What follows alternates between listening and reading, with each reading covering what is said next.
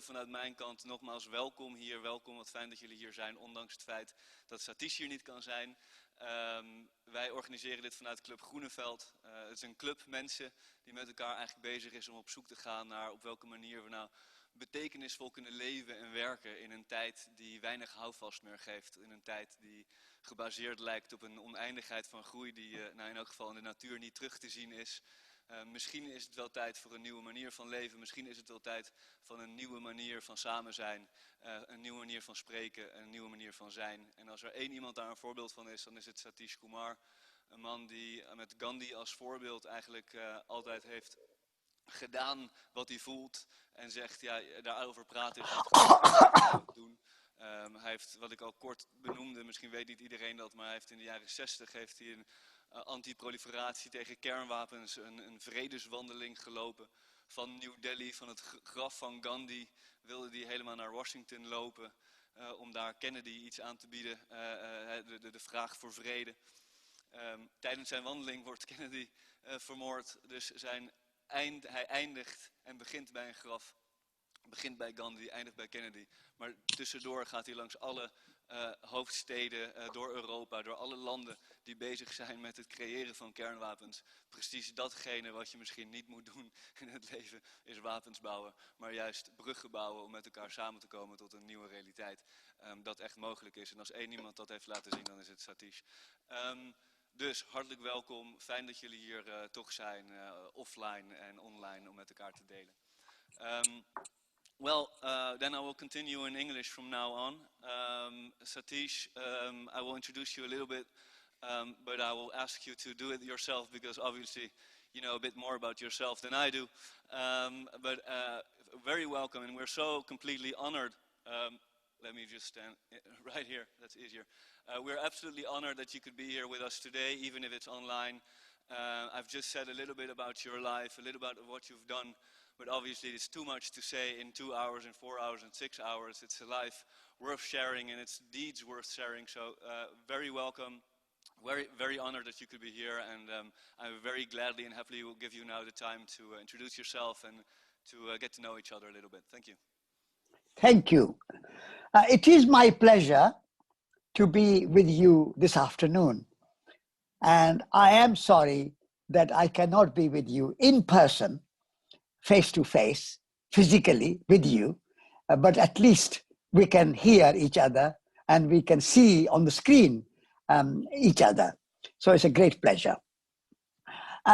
Before I introduce myself, I would like to start this afternoon with a short meditation so that we are sort of preparing ourselves for the afternoon.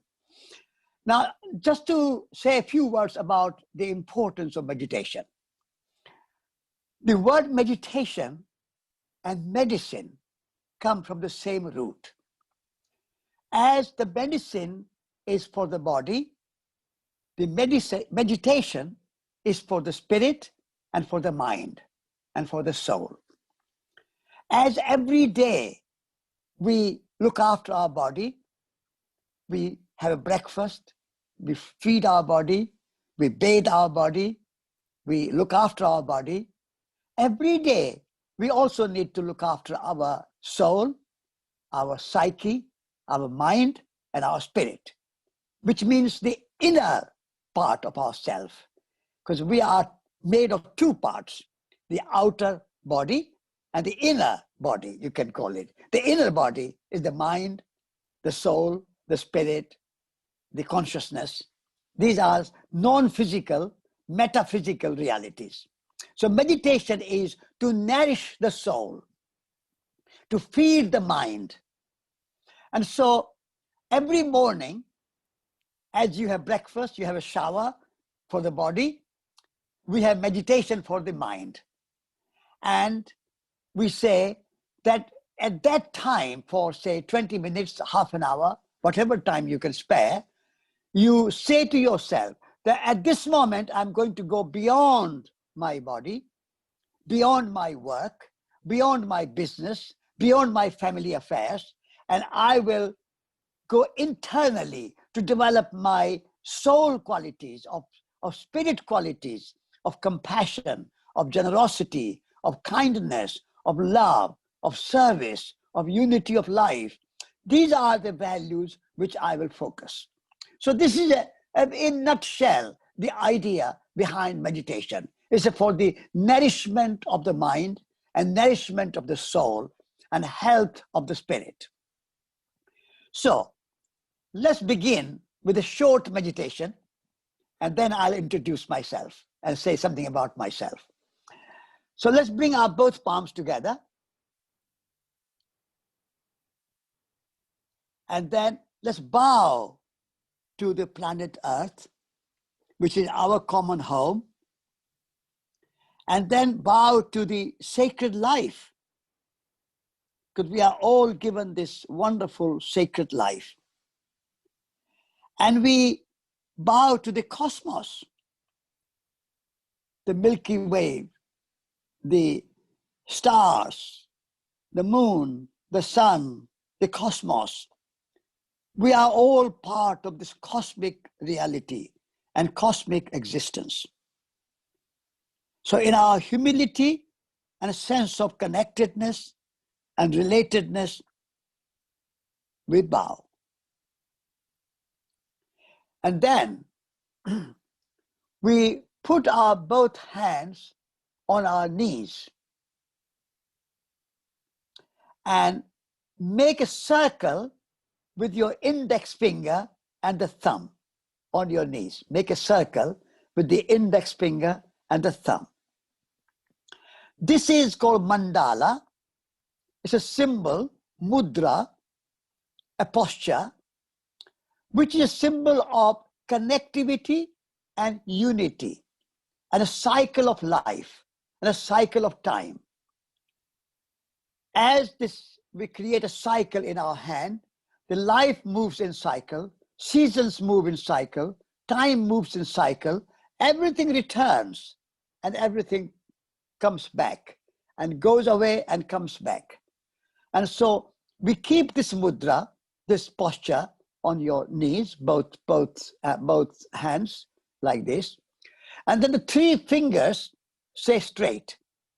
And so they symbolize the past, the present, and the future simultaneously. So it's a kind of eternal time. We are now not a clock time, but in a dream time. It's a kind of eternal time, beyond measured time. So past, present, and future represent by three fingers, and they are together. Then we focus our attention on our breath. The spirit, the word spirit, is same as breath. They come from the same root. So as in inspirare, breathe in, and expirare, breathe out. So bring your whole attention on your breath. Breathing in gently and breathing out gently.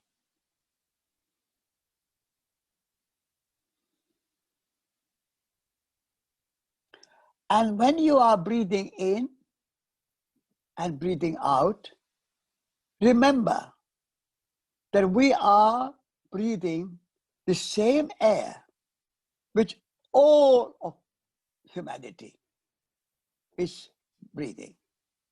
So we are sharing the same air in America, in Europe, in Africa, in Asia, in Australia, wherever people are, they are breathing the same air.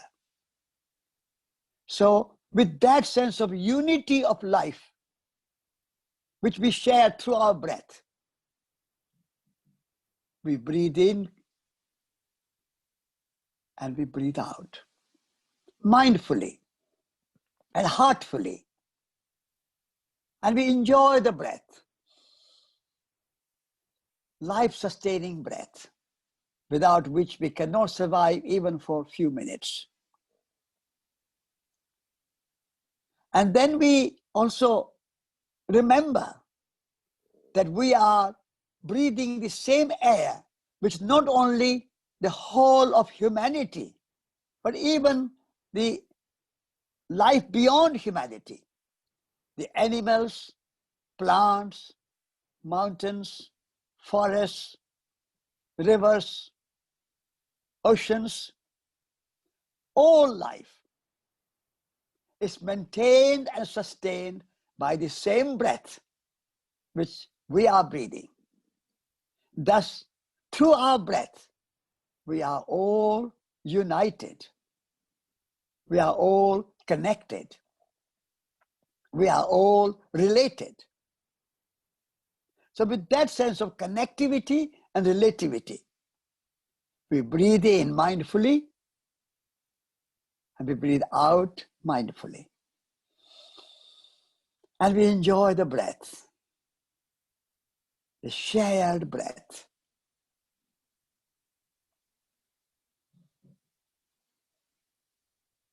Common spirituality.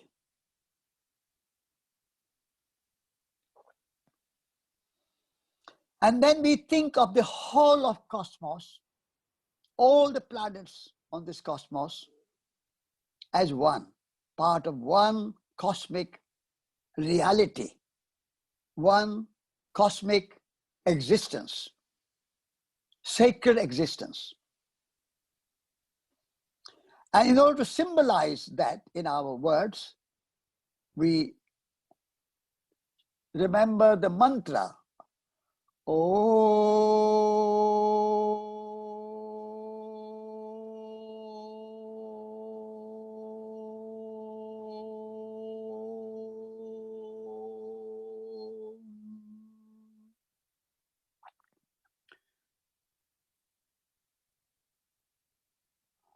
The mantra Om comes from the Upanishads, Indian tradition, Sanskrit, the same root as omnipresent, omnipotent, omniscience, Amen, which means totality, wholeness, completeness.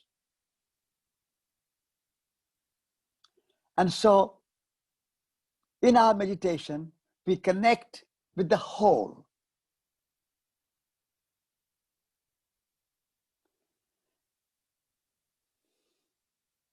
And then we offer our prayers.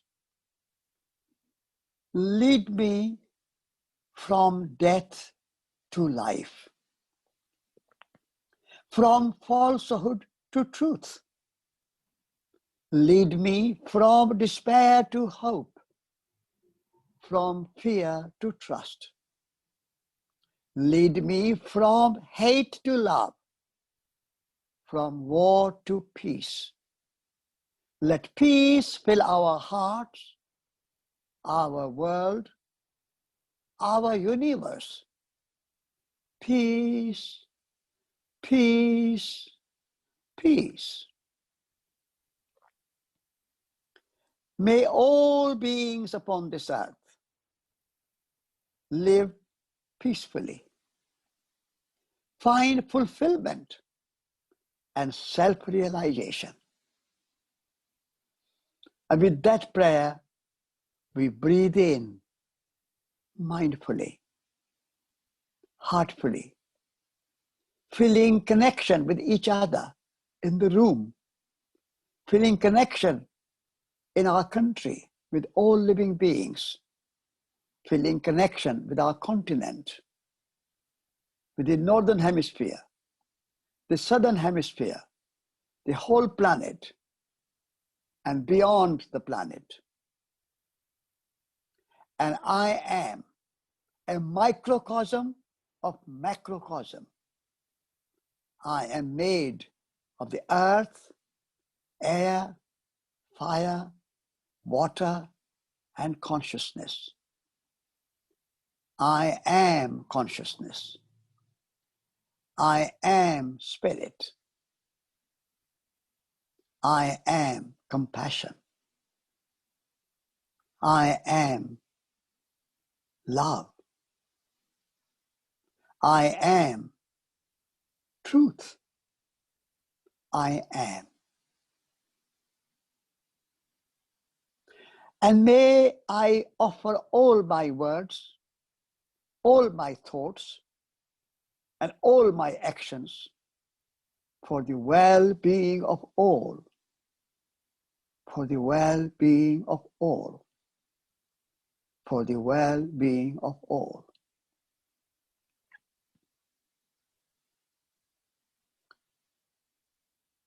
And may I live, act, think, speak mindfully and heartfully throughout the day and night,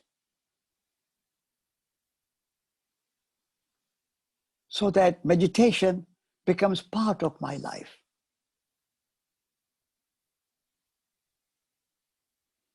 And I breathe, feeling connection with the whole, with the entire cosmos. And I breathe out, and I enjoy the breath. I am alive. I am grateful for this breath, this prana, this life.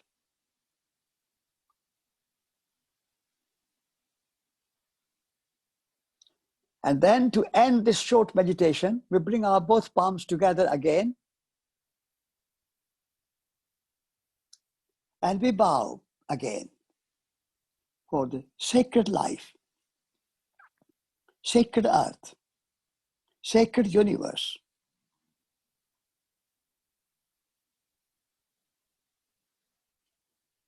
And its wholeness, completeness, and relatedness. And I hold my palms together as a symbol that all opposites complement and connect, left and right, below and above, masculine and feminine, dark and light, negative and positive. All opposites complement and make whole. With that sense of wholeness, completeness, relatedness, and a sense of the sacred, we conclude this short meditation. Thank you.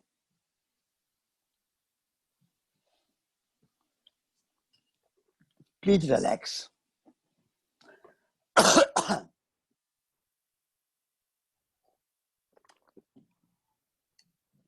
It is my great pleasure to be part of this session, part of this gathering. And I will be giving a keynote just after 2 o'clock. But at this moment, I would like to briefly introduce myself and my life.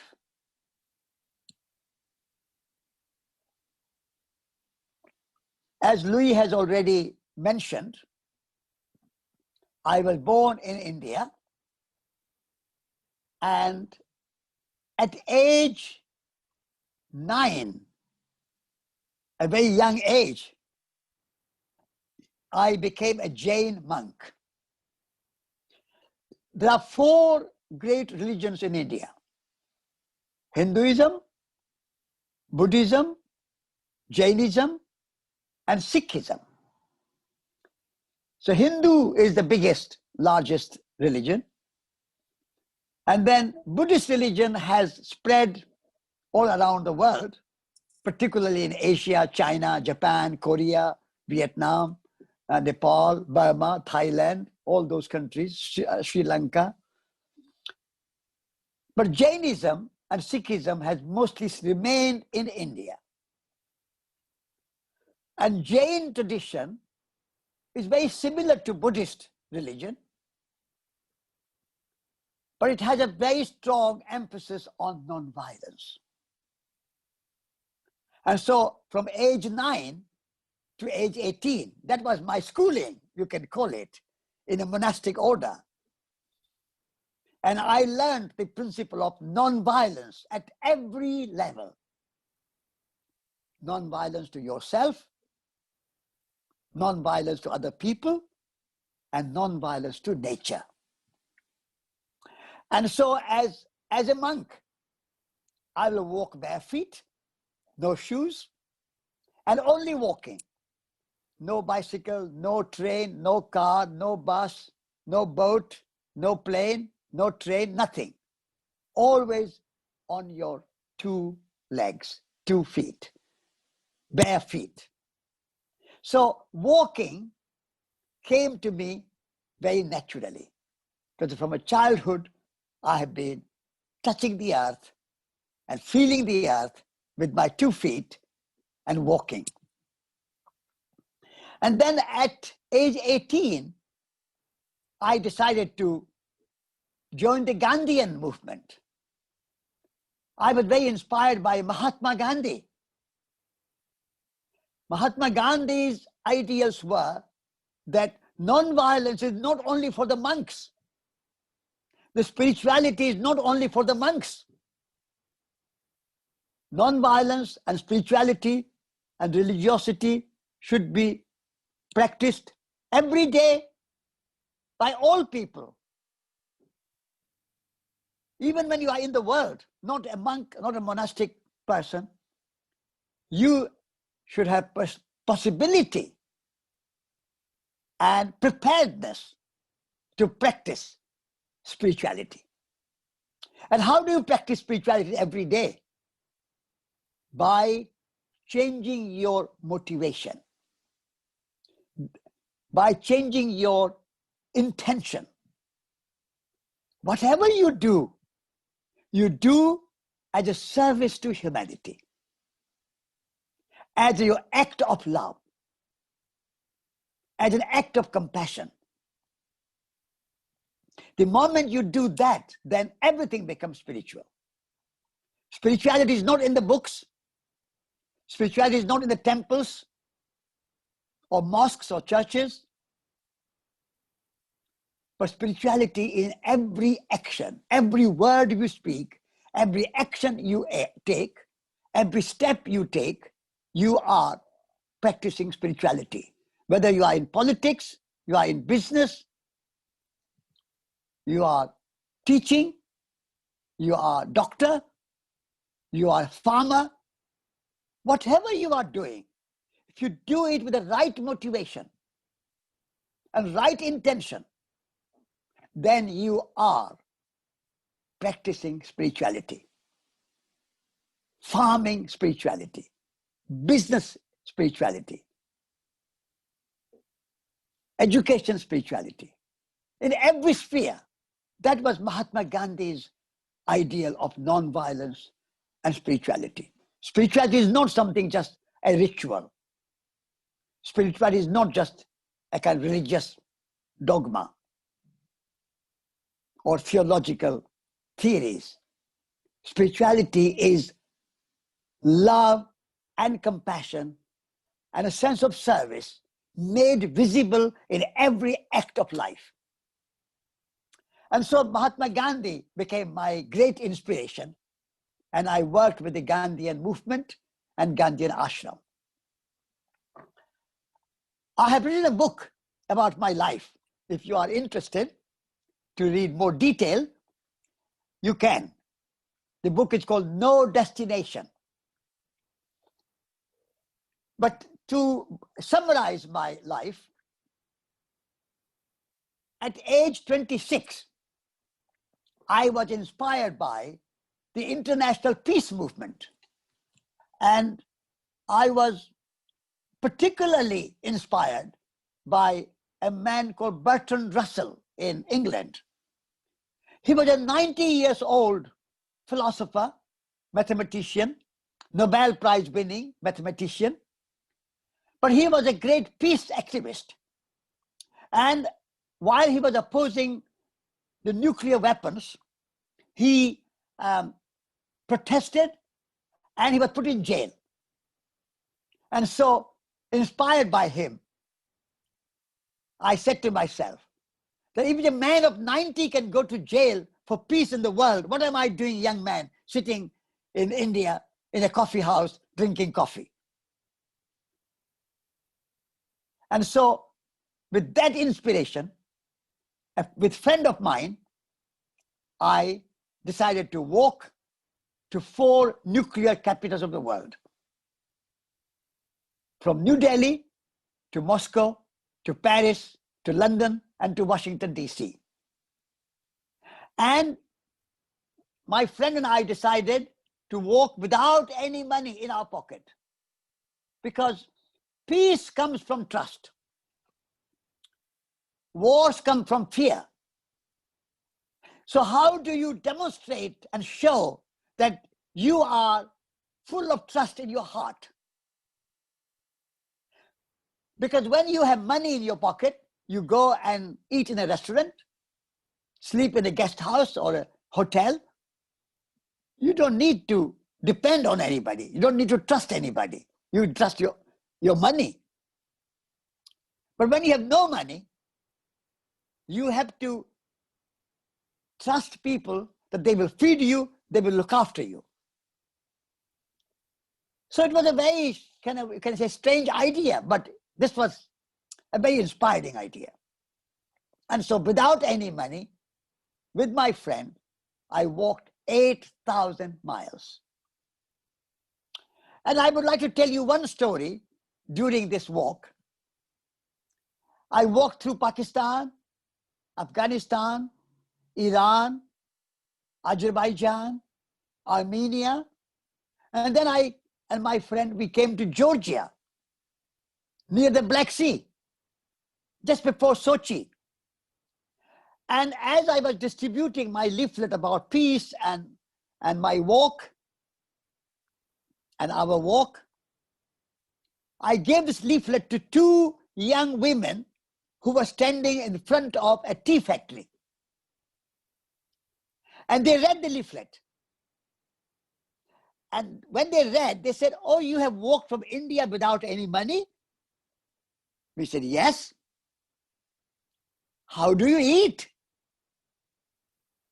We said, "People offer us food, hospitality." "Oh, are you hungry? Can we offer you some food? We have a nice canteen in our tea factory. Would you like some tea?" That was a very nice invitation. So I said, "All right, any time is tea time."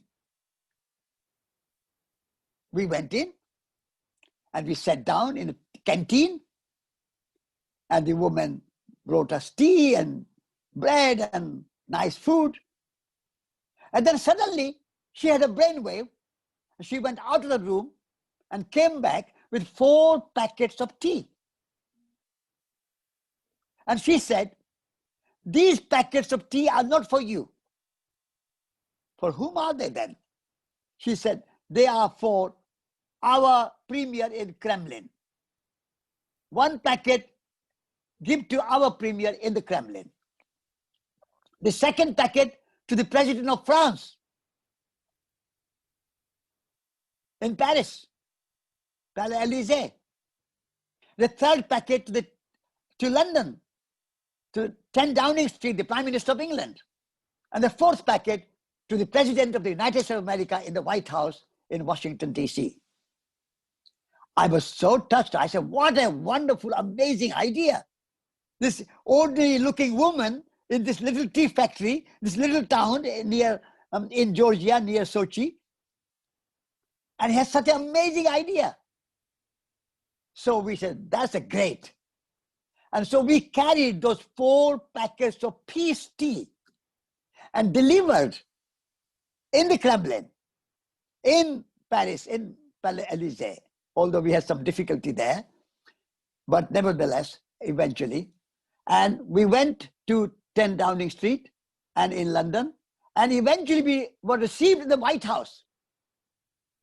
And we gave the packet of peace tea to the representative of the President of the United States.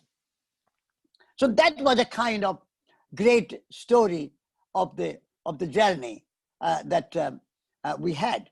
And then with a great honor and pleasure of meeting Martin Luther King after we finished our 8,000-mile walk. And then we were invited to Japan. And so we did another pilgrimage from Tokyo to Hiroshima. And then we came back by boat from Japan to England, to India. So this is the kind of journey that I made, and that was a great experience for me. And then I settled in England. After going back to India, I came back to England. And then 30 years ago, I established Schumacher College in England. And the Schumacher College is in ecological and spiritual and holistic study. A college, a center for holistic study. And so now I'm teaching at Schumacher College. And also, I have been editing Resurgence and Ecologist magazine. So that has been also a great work for me. So altogether, the influence of Mahatma Gandhi, the influence of peace and spirituality and Jainism and ecological movement, all has come together in my life. So this is, I mean, if you want to go in more detail of all these many stories, they are in my book, No Destination. But this is my story. And I'm delighted that I am able to share this with you this afternoon. And then I'll be sharing some of my ideas of ecology and interconnectedness and head, heart, and hands, and all those ideas, and our relations with this planet Earth, one Earth, and how we live on this Earth in a sustainable way. Those ideas I'll explain after 2 o'clock, after the break. Thank you very much. Louis, this is enough introduction, and now you can carry on. Thank you.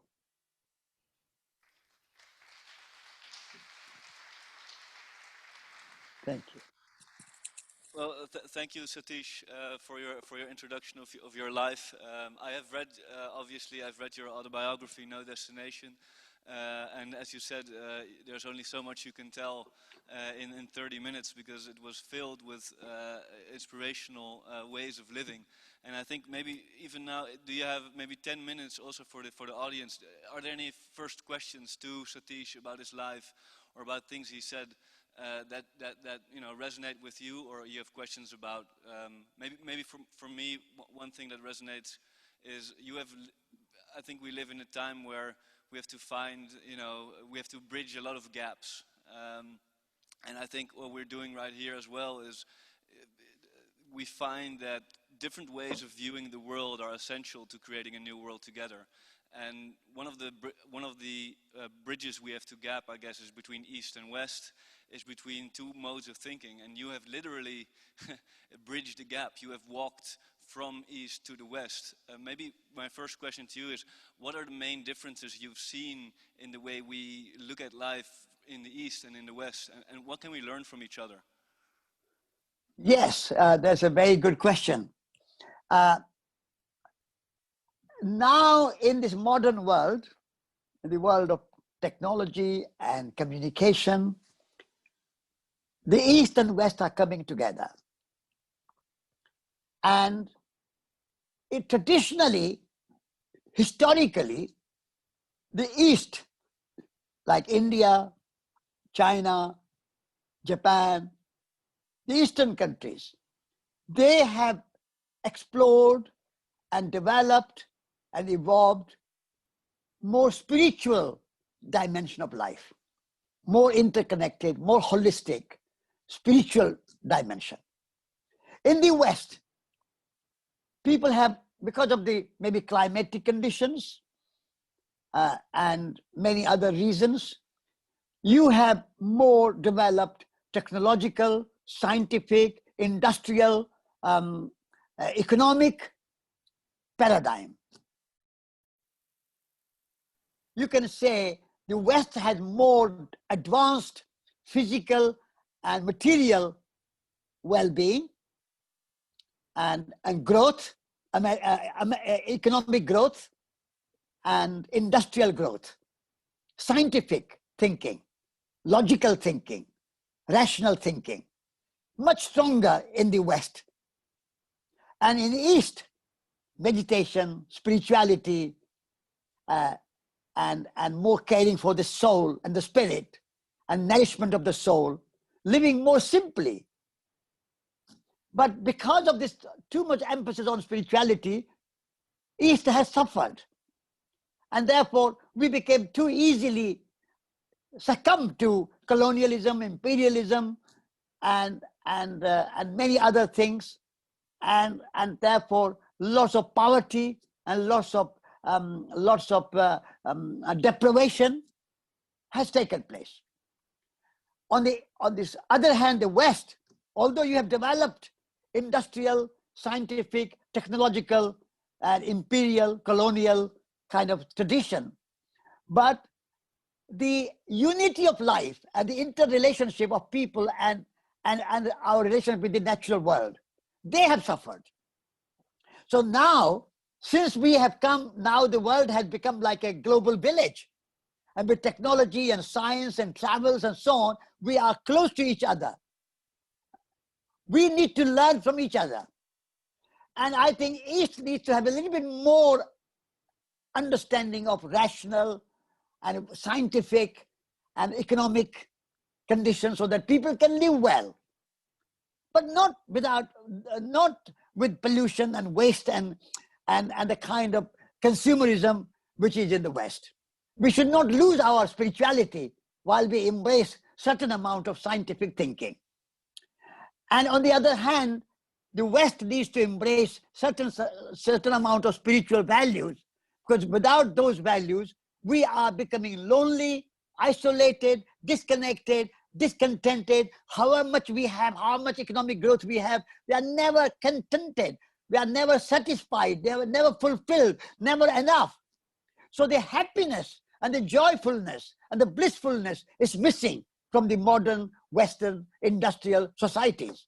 So if we can learn something from the East to how to be contented and how to be fulfilled and how to be joyful with little but good things, but not too much, and without waste and without pollution, then I think West will benefit from the Eastern spirituality.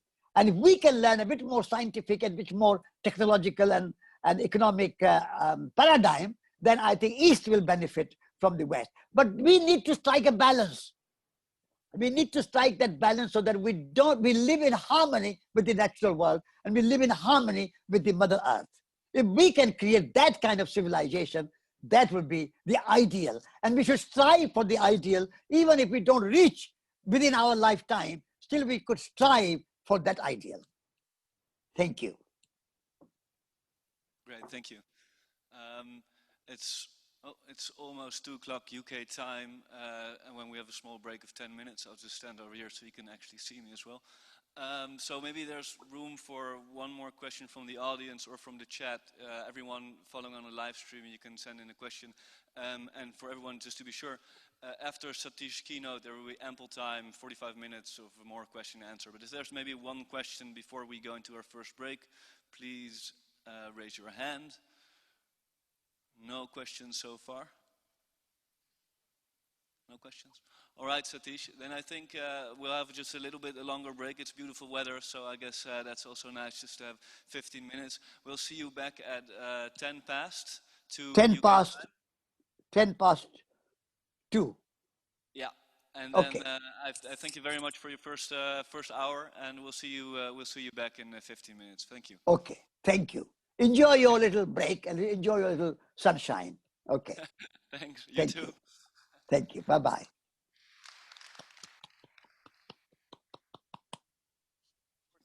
Pauze, dat ik al zei. Dus als we hier uiterlijk echt om 10 over weer terug zijn, dan gaan we deze dag voortzetten. Tot zo.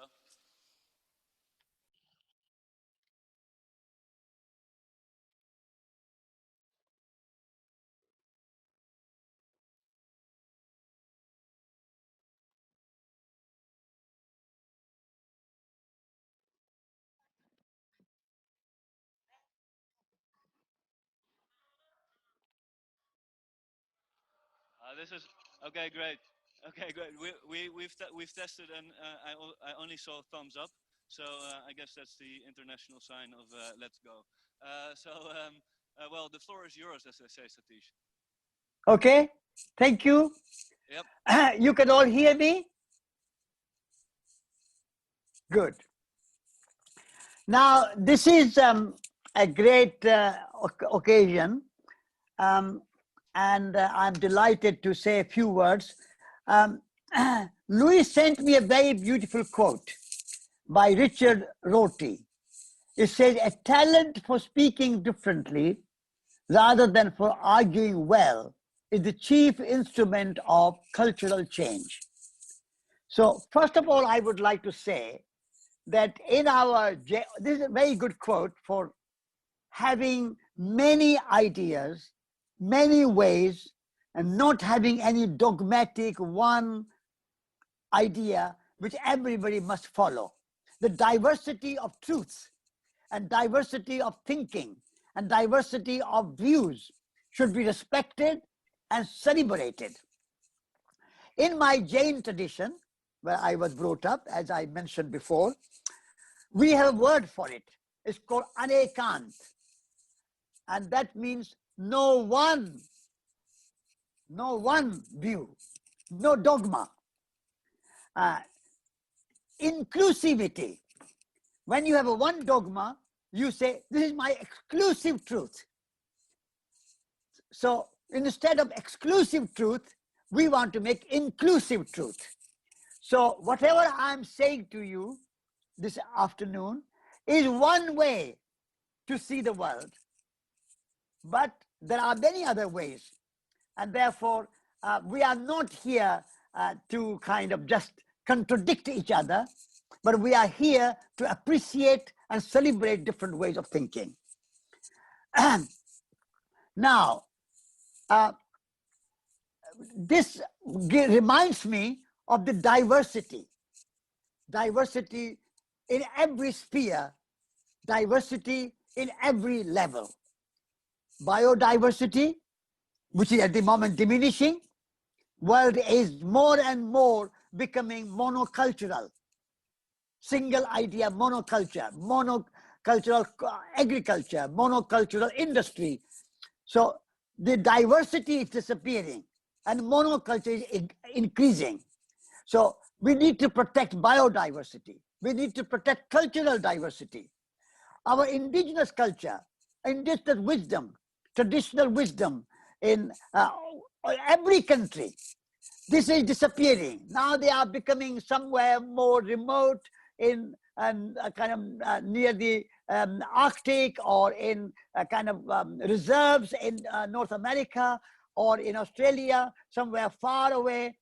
But the main centers of London, Amsterdam, Rotterdam, Paris, Berlin, Moscow, Beijing, Delhi, Tokyo, New York, all these big centers are losing the traditional indigenous wisdom.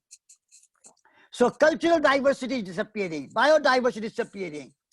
And then all the other diversities like religious diversity, national diversity, racial diversity, all these kinds of diversities are becoming into divisions. And people are putting that my nation is better than your nation. My race is better than your race. My religion is better than your religion. So this kind of exclusivity and then contradicting and putting down the other. So blacks and whites, or educated and uneducated, or people living in urban areas and rural areas. Everywhere we see this division. So I would like to say that we, in new paradigm thinking, we need to rise above these divisions and celebrate our diversity. Celebration of diversity is the key to a new humanity, a new paradigm, a new civilization. Particularly after this COVID and coronavirus, we don't want to go back to this divisive world where America great, make America great again, Brexit, each country fighting for their own superiority, and then creating animosity, tension between America and China, tension between Europe and Russia, tension between India and China, tension between Pakistan and India. All these divisions are causing unnecessary waste of resources, waste of talent, and tension, conflict. So I would like a new paradigm to establish the celebration of diversity. And diversity should be seen not in division, but in complementarity. So we say, it's wonderful to have many, many languages, linguistic diversity.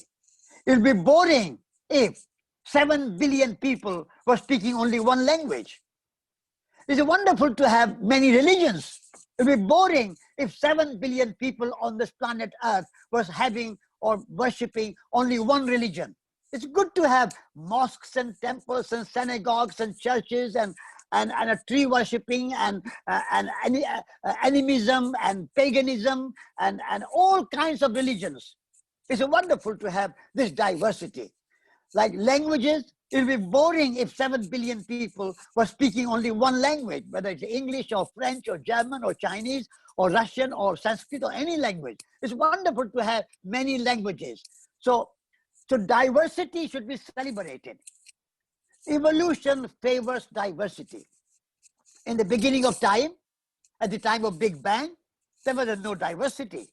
There was a gas, and there was eventually water, and then slowly over billions of years of evolution and hard work of evolution, we have plants and animals and birds and butterflies and mountains and different continents, and then within those continents, then humans arrive, and within humans from Africa, we all originated in Africa, but then we went around the world, and then indigenous cultures and European cultures and Asian cultures, all these have evolved and evolved and evolved. So we should celebrate this evolution. Evolution favors diversity and not turn everything in monoculture and a kind of see divisions and conflicts when we should have diversity. So that is one fundamental thinking I would like to present this afternoon, that we should celebrate diversity and rise above divisions. And when we celebrate diversity, then we protect diversity. Protection of beauty, protection of indigenous cultures, protection of many forms of life. At the moment, because of monocultural mind, industrial and mass production and mass consumption and mass agriculture, we are encroaching the wildlife, and we are encroaching the wild lands, the rainforest. If you go to Brazil, now more and more rainforests are being cut down so that they can grow more soya beans. And those soya beans are now exported from Brazil to England, to Europe, to China, to America, everywhere. But if all those wildlife and rainforests gone, that wildlife will interact with humans and interact with other domestic animals, and that will create virus. And so the reason we have coronavirus and COVID-19 is because we have encroached the wild landscape and the forests and increased our monocultural agriculture. And so we need to live within our means and not destroy the wildlife. We need to respect a diversity of wildlife, because that's a very important necessity for the flourishing of life. And so maintaining diversity, celebrating diversity, and living within our means. So living within our means requires that we give greater importance to well-being of the planet Earth and well-being of human society, rather than always emphasis on economic growth. Production, consumption, economic growth, profit, All these are means to an end. And the end is well-being of planet Earth, well-being of our biodiversity, cultural diversity, and well-being of human communities. But that has become confused. What should be the end has become the means, and what should be the means has become the end. The production, consumption, economic growth, profit, money, all these should be the means to an end, but they have become the end. Now everything is to make profit. Everything is devoted to economic growth. Everything is devoted to sacrifice to profit. So human beings have become the instruments of making profit. Human beings have become the instruments of economic growth. Human beings have become the slaves of economy. And also nature has become an instrument of making profit, making economic growth, making money, and increasing industrial production and consumption. So nature and humans have become the means, and end is now economic growth, profit, and production and consumption. So this is the confusion of means and ends. So I would like to suggest that we, after this coronavirus and this COVID-19, we need to create a new way of thinking, and we need to change back what are the means and what are the ends. And we should say that nature is not a means to making profit and economic growth. Nature is not a resource for the economy. Nature is a source of life. That's a big change in our attitude. At the moment, in our attitude, we look at nature as a resource for the economy, and nature's value is only how useful it is for human beings. So everything is sacrificed in the interest of human consumption and production for humans and economic growth. And so we are sacrificing nature. So we need to change that. And we need to say, nature is not a resource for the economy. Nature is a source of life. And the value of nature is not measured in terms of money or usefulness to humans, but nature has intrinsic value. That's a kind of deep ecology. Deep ecology is nature is protected not for the benefit of humans only, but it is protected because nature has intrinsic value. We all believe in human rights. Of course, I believe in human rights. All humans have rights to live, to have a good life, food, work, house, medicine, education. That's a human right. And I agree with that. We must uphold human rights. But we must go a step further. And we must say that nature also has rights. Rights of nature must be respected and must be in the constitution and the law. It should be constituted that nature has also rights. Oceans have right to remain clean and unpolluted. Humans have no right to put so much plastic in the oceans. Humans have no right to put so much agriculture in rainforests and cut down the rainforests. Rainforests have right to remain clean and long-term, sustainable, and survive in their own right so that they can have their own life. So you can multiply all these arguments to every sphere of biodiversity. And so rights of nature and human rights go hand in hand together. They are two legs of the same, two legs of the same body. We have to walk on two legs, two aspects of one reality, two sides of one coin. So human rights and rights of nature.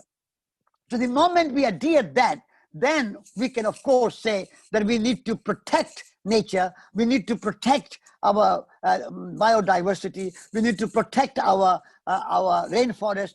And at the moment we are treating nature as if we are here to conquer nature. This is a wrong view, wrong attitude. We are not here to conquer nature. We are here to live in harmony with nature. But this idea to conquer nature and waging war with nature has become the industrial paradigm of last 100 years or even longer than 100 years, that we have been encroaching and encroaching and encroaching more and more natural life. And we have to create a new economy which is not linear economy, that you take from nature, which is finite, nature is finite, and make goods which are very unsustainable but also not very durable, built-in obsolescence in our products. So you produce more and more and more clothes, but one season you throw them away. You put them on the landfill, or you give them away because they are no longer fashionable, or they are no longer lasting. So we take more and more resources with an increasing speed from a finite earth and finite resources, and make undurable, short-term lasting products, throwaway products used for short time, single-use plastic, single-use many other things, packaging, and then throw them away. And this is a kind of take, use, throw away. This is a kind of linear economy. We need a cyclical economy where, like in nature, there is no waste, there is no pollution. Everything comes from nature and goes back to nature. At the moment, I have 15 apple trees in my orchard. I live in a small village in North Devon in England, and at this moment, the 15 apple trees are absolutely full of apples. You cannot count them. There are thousands and thousands of apples of those 15 apple trees. This is the orchard. And that's an example of the abundance of nature. I planted one seed for each tree, a small seed, 1/4 of an inch seed, the brown pip, which you throw away because you can't eat it. That one seed has become a tree. And that one tree is giving thousands of apples year after year, for 10 years, 15 years, 20 years. Actually, these trees have been there for 40 years. I've been here in this village for 40 years. So abundance of nature. But in that abundance, there is no waste. Whatever fruit you want to take, you take. And whatever you don't take, it goes back to the soil. And it fertilizes the soil. It nourishes the soil. It feeds itself. The apples become the food for the earthworms. Apple become the food for the birds. Apple become food for the bees. Apple become food for the soil. And the soil is nourished. And then next year, when the season comes again, apple season, they will be full of apples again. This is the beauty of natural economy. Economy of nature. We have to learn from nature. Nature is our teacher. We have to remember. Nature is our mentor. And for me, nature is my religion. Nature is my God. When I am exhausted, tired, I don't go to temple to pray. I don't go to mosque or church for worship. I go and sit under a tree. The Buddha, when he got enlightened, he was sitting under a tree. And so nature is our teacher. And we will learn from nature generosity. These apple trees are so generous. You go to apple tree, it will never ask you, have you come with your Visa card or your wallet? How much money have you got? No question. You can have apples as a gift. Gift of nature. As many apples you can eat. And nature has no discrimination. Nature gives without any discrimination to anybody who is hungry. You can be a saint or a sinner. You can be a prisoner, and yet apple tree will make no discrimination. Unconditional love, unconditional compassion, unconditional gift. Nature gives, apple tree gives. Whether you are humans or birds or animals, you can have apples. You are educated, uneducated, a peasant, a powerful prime minister or president of a country, or an ordinary sweeper of the street, whoever you are. For apple, you are the same person, and you are a living being. There is no discrimination. That is the beauty, abundance, and generosity and compassion of nature. And what we are doing, we are using nature as inanimate. Nature has no life. Nature is a machine. Nature is a kind of dead rock. Earth is a dead rock. This is our modern industrial, scientific, rational, materialistic, consumeristic view. So this, when Louis asked about the East and West, and I said, this is what we need to learn from the East. This is what we need to learn from our traditional wisdom, that nature is not a machine. Nature is a living organism. Earth, Mother Gaia, is not a dead rock. It is a living organism. Nature has consciousness. Nature has life. Nature has a memory. Rupert Sheldrake, a great scientist of a new paradigm, he says that nature has a memory, morphic resonance. It's a wonderful new science of Gaia, of morphic resonance. This is a new science which is embracing this holistic and this very inclusive and a living science and living earth and living nature. All this come together, this life. And so we need to understand nature and no separation. Human beings have said nature out there and we humans separate. We are not, as if we are not nature. This is a wrong attitude, wrong view in my understanding. Humans are as much nature as trees and animals and mountains and forests and lakes and oceans. The mountains and the trees and the forests and the animals are made of earth, air, fire, water, and consciousness. And humans are made of earth, air, fire, water, and consciousness. So the different life forms. Animals are different life form. Forests are different life form.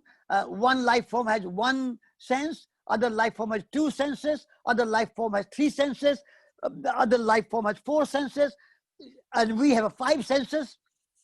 So there are different senses. But life, basic life is the same. Physical different. But life is the same. Living organism is the same. And so humans and nature are not separate. Humans and nature are one. We are one. This unity of life, this interconnectedness, this interdependence, this interrelationship, this is need to be recognized in this post-COVID and post-coronavirus time, so that we can create a more harmonious relationship with our planet Earth, more harmonious relationship, all biodiversity, all cultural diversity. We celebrate all this diversity and not create again into divisions and conflicts and wars and conquering nature and conquering other cultures and imposing any monoculture, whether it's industrial culture or capitalist culture or materialistic culture or economic growth paradigm, all this imposing on all societies around the world, which the Western countries have been doing, first through colonialism, then through imperialism, then through industrialism, then through World Bank, then to IMF, then to this idea of industrial growth and this education. We are educating all our young people to think in industrial, materialistic, consumeristic, economic way, and not have holistic worldview. This is why I established Schumacher College to teach in England. We have this college, and you are welcome to come and visit Schumacher College and see what we are doing to create this holistic education where we learn from nature and we feel one with nature and we receive whatever from nature, we receive with humility. This humanity cannot be good without humility. Humility and humanity must go together. The word human comes from humus. And you know what humus means? In Latin, humus means soil. So we humans are soil in our words, in our language. If we go back to our language, humans are soil. We are made of soil. And therefore, humus and human, and Adam, also the same idea. Adam word comes from the soil, from the earth. And so humanity and humility, they go together. So it's arrogance that humans are somehow superior and a special, and all life, all nature can be polluted, can be wasted, can be used for human growth and economic growth and human grandiose and human consumption and production. This has to change. And we have to rather than being consumers, we have to become makers. At the moment, this is why I said Schumacher College is education of head, education of hearts, education of hands.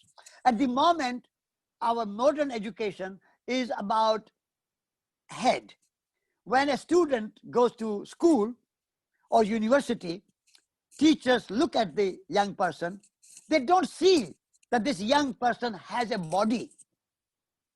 They only see that this young person has a brain. No body, no hands, no heart, no legs, only brain, only head, and even only the left hemisphere of the brain, not even the two brains that we have, left hemisphere and right hemisphere. And so we are educating our young people only their head and preparing them to be the cog in the machine of this industrial juggernaut, the industrial paradigm, the industrial economic system. This, if you want a new civilization, a new paradigm, a new culture where humans and nature can live in harmony with each other, then we have to create a new kind of education. Education of hearts, education of hands. Head, heart, and hands together. And legs. We have to walk nature. We have to learn to walk back. So this way, we are creating a new education, and that education is as such that we do not become just consumers, but we become makers. You know, the word poet and artist comes from making. Artisan is a maker. Poesis is a maker. So if you are not a maker, you cannot be a poet. A poet is a maker of new poetry. If a consumer of poetry cannot be a poet. Poet has to have his or her imagination and the creativity and use his hands to write and think and feel in your heart. And when you combine your head, heart, and hands, then you can produce poetry. So in the same way, everyone can be a poet if we use our head, heart, and hands. Everyone can be a maker. And when you make something, you grow food, you do gardening, you cook food, you make clothes, you build houses, then you can live in that house. Then you can eat that food. You can wear those clothes. So consumption comes after making. But at the moment, we think that making is too arduous, and therefore let somebody in poor country like Vietnam or Bangladesh or China or India or Africa, they make it cheap labor, and we just consume. So our Western, European, and American societies have become mere consumers, dependent on the good labor, but cheap labor, the slave labor. We think that slavery had been abolished, but there is a lot of slave labor even now in the world. And those slaves are still working on a very, very small income for us to produce clothes and shoes and furniture and umpteen other things and food. And so we have become so consumer. So we need to become makers again. We need to learn to produce our food, make our clothes, build our houses, not depend on the cheap food and cheap clothes and cheap shoes and cheap furniture and cheap production from a cheap labor in Africa or Asia or South America or somewhere else. This is a kind of exploitative system that we have built. Although we think that, oh, it is good for the economy of the poor countries that we buy goods for them. But we are exploiting them. We are using cheap labor. I think the people in Asia and Africa and South America, poor countries, they should produce food and clothes and shoes and furniture and all other things for their own local communities. I believe in local communities and local economy. When you develop and sustain local economy, then you can have your mind global. Think globally, but act locally. Our mind should be global. But at the moment in our modern world, our minds have become narrow. America, make America great again, or Brexit, or many other narrow-minded, my nation better than your nation, my religion better than your religion, my language better than your language. we have become in our minds narrow and parochial and limited and mean, whereas our economy has become globalized. The ecological paradigm and a sustainable society and a spiritual society should be the other way around. Our mind should be global. Think globally. And we should be all embracing. Our heart should be global. And love for all humanity, one earth, one future. But our economy, our feet should be on the ground, and our food should come from local countries. So even in Holland, you can grow lots of food in your own place. Holland was a famous country for good food, good dairy food, and good cheese, and good many things. But now Holland is becoming less and less self-reliant and self-sufficient.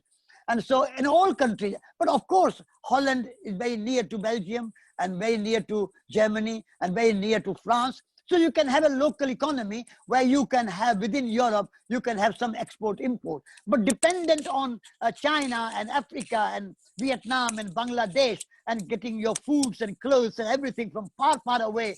And then that requires a lot of transportation, and transportation requires a lot of fossil fuel. And fossil fuel creates global warming and climate change. And therefore, everything had an effect on nature and the environment. And so we need something, a new way of thinking, a new way of being, so that we can really create a new paradigm. Let me see what the time is. Yes, so my time is over now. I have spoken long enough, but you get the idea. Celebrate diversity and make nature and humans as the end goal and their well-being as our aim, and economy, production, consumption as the means to an end, within frugality, without waste, without pollution. If we create a new way of thinking with wonderful diversity, then humanity can live happily on this planet Earth without destroying the planet Earth, and make a great journey of life. And so this is the transformation that we need, especially after coronavirus. So these are a few words of my keynote this afternoon. And if you have any questions and comments, I would be delighted to respond to your questions. Thank you very much.